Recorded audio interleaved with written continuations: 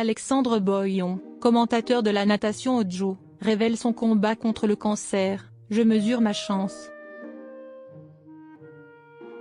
Ce 9 août 2024, Alexandre Boyon a accordé une interview à Télé Loisirs. Le commentateur des Jeux Olympiques est revenu sur un moment difficile de sa vie, son combat contre le cancer en 2021.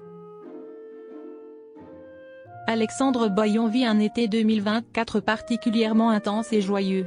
Le journaliste sportif a été choisi pour commenter les épreuves de la natation lors des Jeux Olympiques. Il savoure donc chaque instant après avoir vécu plusieurs moments durs. Il y a 3 ans, juste avant les Jeux de Tokyo, Alexandre Boyon a appris qu'il était atteint d'un cancer. Cette annonce a bouleversé son quotidien.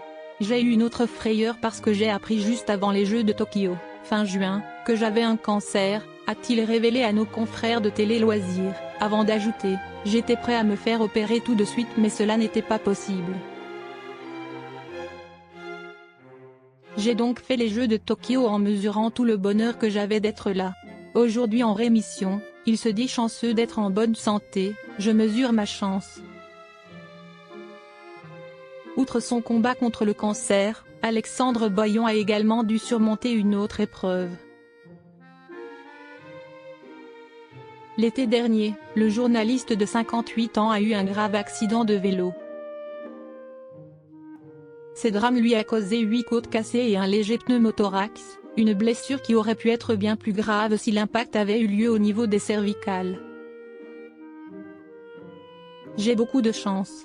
Ne jamais oublier d'où l'on vient, la chance que l'on a. Il y a des épreuves que vous traversez et qui vous nourrissent, a-t-il lancé. Alexandre Boyon, commentateur au JO 2024, un moment magique. Pour Alexandre Boyon, ces Jeux 2024 ont ainsi une saveur particulière. Entouré de sa famille, il a pu vivre d'incroyables moments qu'il n'oubliera pas de sitôt et ce, malgré sa charge de travail. Ils ont pu venir à Paris et s'y est un moment magique de partager cela avec eux, a assuré le commentateur français. Après des années de combat, Alexandre Boyon profite enfin d'un été serein.